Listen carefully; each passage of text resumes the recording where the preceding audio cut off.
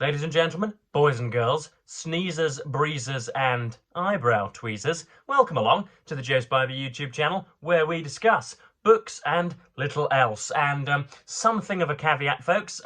This is going to be entirely political, this video. So if, like some of the vengeful masses, you do not want me to discuss politics, or you do not like it when I invade your living room and balconies with a great deal of political chatter, then kindly look away or unsubscribe or voice your antipathy in the comments, but I'm going to run my channel as and how I like, and so I am going to positively smatter you this morning and afternoon. So yes, for future viewers looking at this video, watching this video in the weeks, months and years afterwards, today is November the 5th of the year Anno Domino 2024, our Lord, and that of course means that the American election is taking place in but a few hours. I think because of the temporal differences, polls open in about 3 or 4 hours from now. By the time it's uploaded, you can jolly along to the ballot boxes. And this could be the day on which the American public elects a dictatorial fascist to the highest and most consequential office in the known world. And that is quite an extraordinary statement to make, folks, as I'm sure you will agree. So I know that you are used to being, at this point anyway, belted and bamboozled by sort of surly electioneers, frantic for your vote. But I'm not necessarily going to do that. I've had a few calls to do this video, or at least I've received great interest as to where my political loyalties lie. I don't think that's an awful lot of a mystery. I don't think that's a big mystery to you all. But nonetheless, I'm going to press on and do something of an election roundup, as it were, 24 hours out. I don't wish to sound sort of plangent or heroic, but I should like it to be known, or I should like to have a recorded video, for the illumination of my children and my grandchildren, should such little sprogs ever sprout from someone's uterus. I would like them to know just how vehemently I opposed the Trumpian regime, and just how I reacted to the kind of fascistic tendrils of the American right. I do have, this is very, very rare indeed, but I do have some notes written down, to which I will, of course, momentarily refer. So yes, let's get into the 2024 American election, shall we? And I think, folks, it would be an example of the daftest folly to employ what the mainstream media sometimes uses, which is a sort of limp impartiality, where you place two meritable candidates against one another and allow them to, what should we say, extol the virtues of their respective campaigns. That, of course, would be absolutely mad at the moment, because one candidate, the Democratic candidate by the name of Kamala Harris, the senator from California, I do believe, is all right, a suboptimal, imperfect, inarticulate, somewhat what might we say, somewhat conventional candidate. Okay, she is not my ideal candidate in the world. She's not utterly fantastic. She hasn't done a great job of splaying her policy out for the illumination of the American public. She isn't a brilliant speaker on the pulpit, despite what a great deal of people have been saying. She's somewhat passionate, and she is somewhat jarring and somewhat grating. She does have, believe it or not, quite an annoying laugh, but she is otherwise brilliant. And on the other side of the ticket, you have a burger-addled demagogue with an orange face, who has promised to terminate the Constitution, who has promised to imprison very many of his political opponents should he resume power once more, who is very, very happy to cede invaded land to Vladimir Putin, who will not sort out the issue on the West Bank and the Gaza Strip in the Middle East, who is more than happy to impose tariffs which will be transferred over to the American consumer and thus bolster inflation, who is who is incapable of reeling off a grammatically correct sentence, somebody who is utterly, utterly unsuitable for the brilliance of the American presidency. And quite why it is that the race is so close, I just do not know. Well, I do know, and I'm going to attempt to explain that during the course of this video, but yeah, he is cerebrally defiled.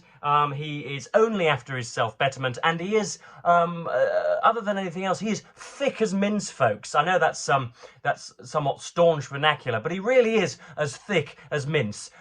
If you were to ask him the capital of Brazil, you're all screaming it at the screen now, he wouldn't have the foggiest. If you asked him for the name of an icy moon around Jupiter, he would not have the foggiest. You're all screaming one at the screen now. If you asked him for the square root of 81, you're all screaming it at the screen now. If you asked him for the year in which Japan attacked Pearl Harbor, you're all screaming it at the screen now. Wouldn't have the foggiest. He has absolutely no clue. If indeed you were to, and this is what people describe as Trump derangement syndrome, these pulsating veins in my goiter, is what's commonly described as Trump derangement syndrome. If you asked him all of those questions, as I say, he would not have the foggiest. Again, I'm returning to the same question. Quite how or why it is he is the Republican candidate, I just do not know. Donald Trump is judged on a curve, folks, which means that the grading system is very, very much different with Donald Trump than it is with any other political candidate. So I would like to analogize as per usual. Given that I'm talking to sort of converted bibliophiles, given that you are probably very bookish and therefore learned and therefore quite successful at school, I should imagine I'm talking to the bullied kids, the people who chewed their lips and let all of the bonobos swing from the branches in the menagerie of school. But you will, I'm sure, remember the naughty kid.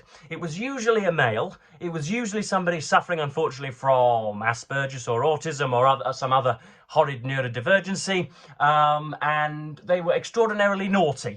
They probably came from an orphanage. They probably didn't have, unfortunately, they probably weren't the product of a nuclear family. They didn't have the greatest start in life, and as a result, they were reprobates, essentially. They would slit people's throats, they would jump from buildings, they would cause chaos on a kind of Heath Ledger level. They were utterly, utterly unsuited for the classroom.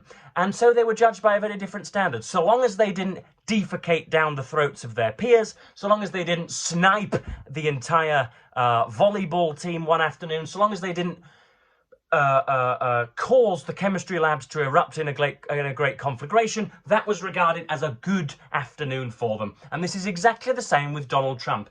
If he mounts the pulpit and doesn't call for the murder of a political opponent, if he mounts the pulpit and manages to reel off a cogent paragraph, if he mounts the pulpit and doesn't insult an entire quadrant of the population, that is deemed a correct speech. But if Kamala Harris slurs her words slightly or misspeaks or fails to execute a subordinate clause or splits an infinitive, the whole world is grammatically aghast at the supposed uselessness of Kamala Harris. And that is because 50% of the American media has gone completely nuts. And they will vote for a Republican candidate so long as it's got 2 arms, 2 legs, and a posterior hippocampus.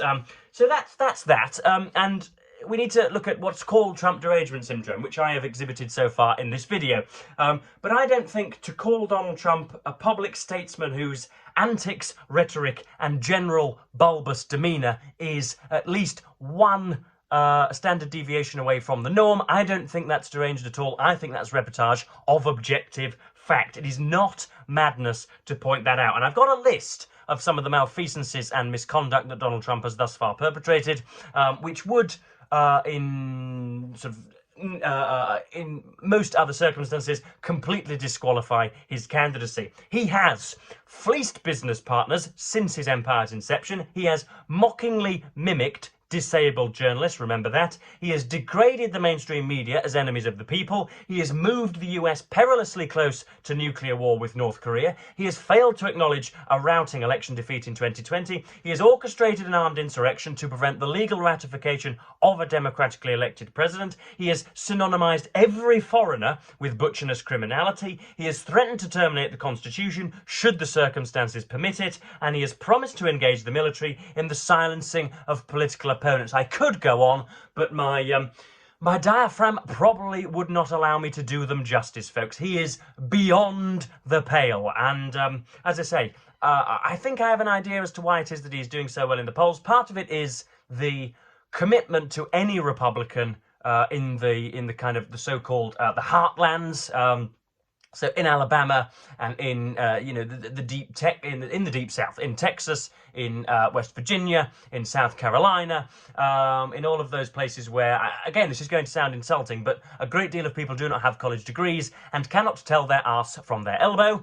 That's not insulting. That's just counting and reportage of objective facts. They will vote for a Republican, no matter who it is that is popping the lapel on. So that probably accounts for, let's just say, 35 to 40% of the popular support. I am persuaded to think that it's slightly more, that most of his support is unwavering regardless of what he does. I really do believe he could shoot someone on Fifth Avenue and not lose a single one of those staunch supporters.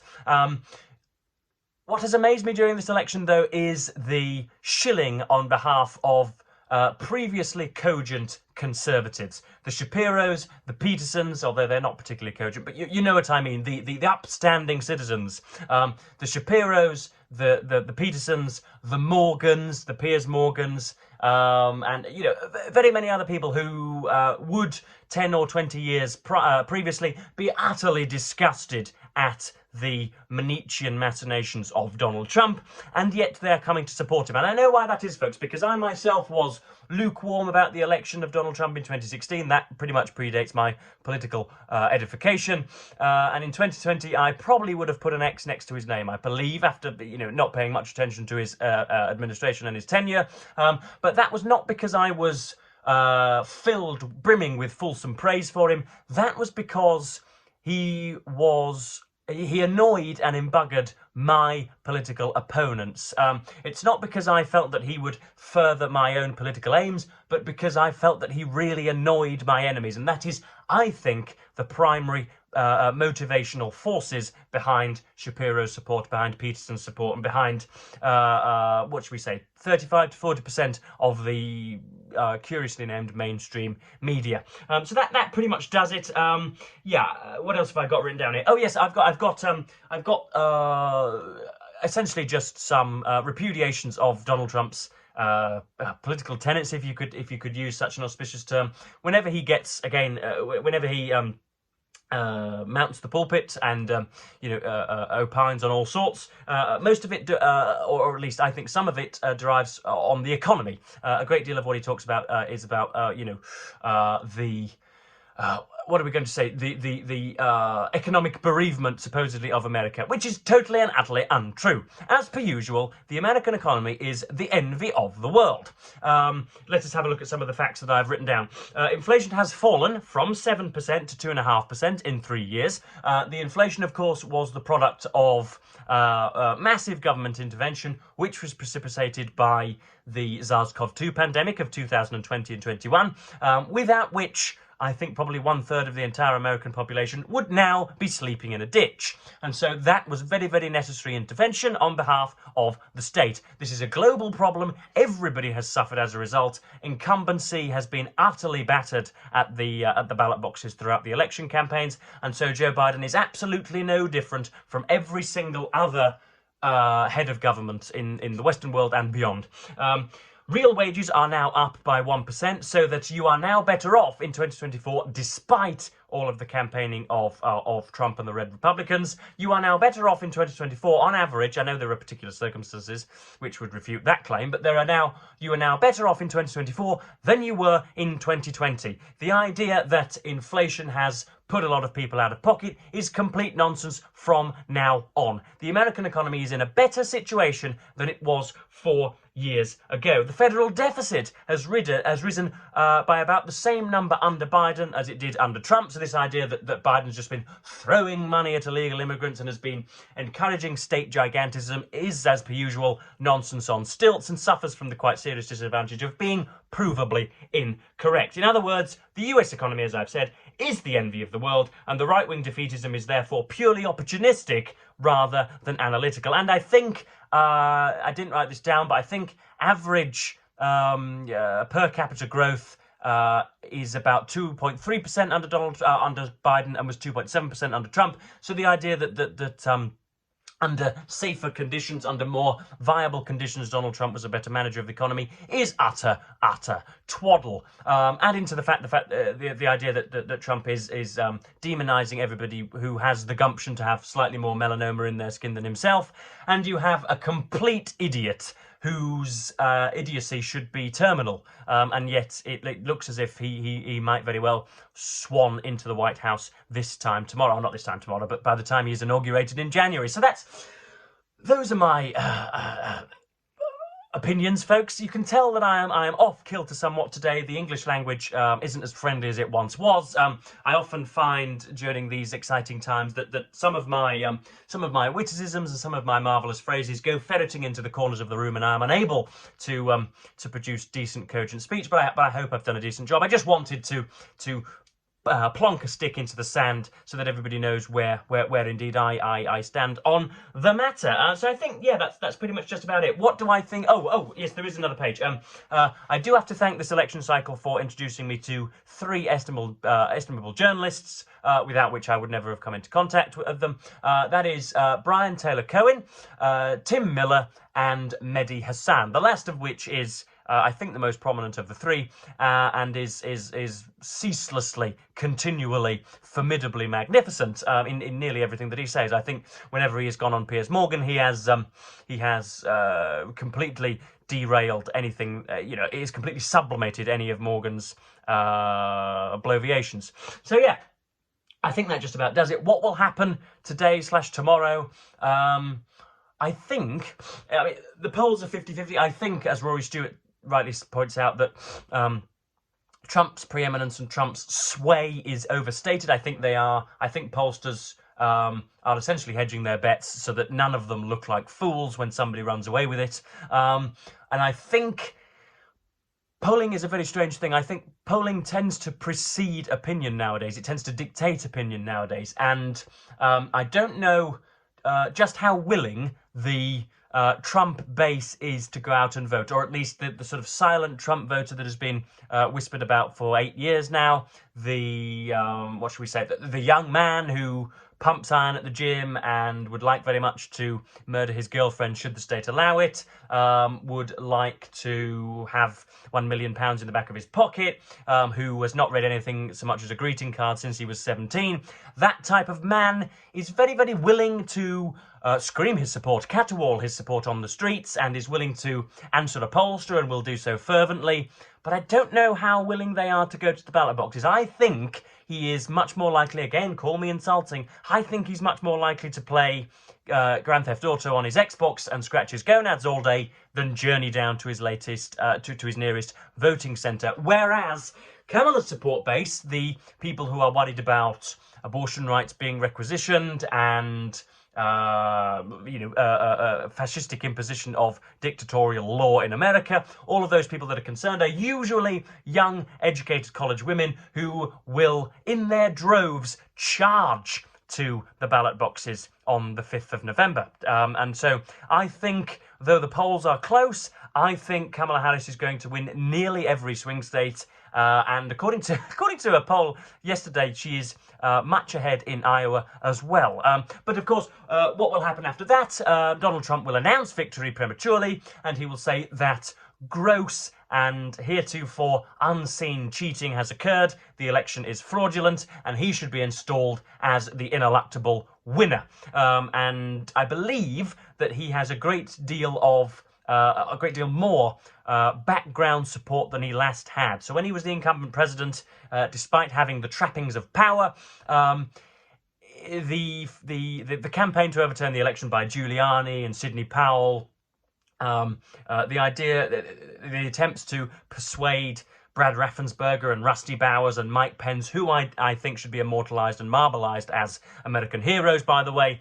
The attempts to persuade those guys last time were pretty tepid, whereas nowadays I think the idea that Trump could just install his own electors in Georgia and Arizona and North Carolina and Pennsylvania, who will not certify a Harris victory, who will only certify a Trump victory. I think that possibility is I think at least the propensity for that to happen is an awful lot higher than it was this time 4 years ago. And I think popular media support will be much higher than it was. You've already got the likes of Elon Musk confirming Trump's completely disputable challenges to the election already. But I've gone on for 20 minutes as per usual, and I've completely lost my train of thought, so I shan't prevaricate for much longer. As I say, I just wanted to I wanted to make my opinions known, and I wanted to be forever recorded that I stood against the burger-addled, orange-faced snowflake, who I think is set to lose. But anyway, heaven forbid, folks, if indeed you do live in Pennsylvania, in Georgia, in Nevada, in Michigan, in Wisconsin, in North Carolina, in Florida and in Iowa, New Mexico, New Hampshire, all of the states that are perhaps not swing states but are up to challenge, please get down to your local systems and get voting, because it is of vital importance that this this terrible malfactor is sent packing, as it were. So yes, I think that will just about do me for today. I was going to do a live stream, but since verbosity and rhetorical verve is not quite what I would like it to be, I think I'm just going to read and write for the rest of the day, and then of course stay up all night. So I think probably in 24 hours we'll have something approaching a result, which Donald Trump will seek to refute. But I'll be staying up all night, and probably this time tomorrow we'll be hitting you with another quarter-hour long video. So, as ever, folks, apologies if I have strayed too far from the oft-treaded path, but this is how I am. It's my channel, and I shall do just what I want with it. So, as per usual, folks, I'm going to thank you ever so much for watching and say goodbye.